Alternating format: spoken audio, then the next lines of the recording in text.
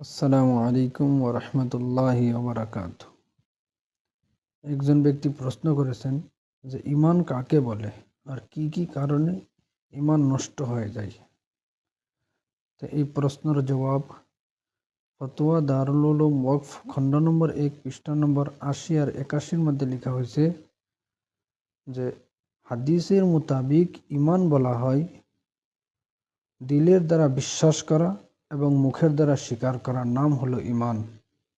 দিলের দ্বারা বিশ্বাস করার মতলব হলো যে আপনি ওই কথার এতেকাদ রাখতেন যে আল্লাহ তাবারক তাআলা এক, ফরিশতা, আল্লাহ তাবারক তাআলার কিতাব, আল্লাহ তাবারক তাআলার রসুল, আখিরাতের দিনের উপরে এবং তকদিরের উপরে ঈমান আনা, এই কথার বিশ্বাস রাখা যে ওইগুলা সমস্ত বস্তু সত্য, ভালো এবং মন্দ যা কিছু হয় আল্লাহর তরফ থেকে হয়, ওইগুলা বস্তুর উপরে দিলের দ্বারা বিশ্বাস করা। আর মুখের দ্বারা স্বীকার করার মতলব হলো যে আপনি ওই কথা স্বীকার করতেন যে আল্লাহ তাবারক তাআলা এক, হযরত মুহাম্মদ মুস্তাফা সাল্লাল্লাহু আলাইহি ওয়াসাল্লাম তিনি আল্লাহ তাবারক তাআলার রসুল, ওই কথা মুখের দ্বারা স্বীকার করা।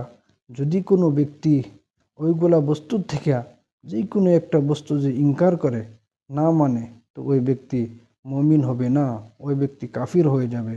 এরকমভাবে যদি দিনের ছোটোর থেকে ছোটো, বড়র থেকে বড় হুকুম আহকাম যদি কোনো ব্যক্তি ইনকার করে, মজাক করে, যদি ঠাট্টামি করে দিনের আহকামের সাথে, তো ওই ব্যক্তিও মুমিন হবে না, ওই ব্যক্তি ইসলাম থেকে খারিজ হয়ে যাবে।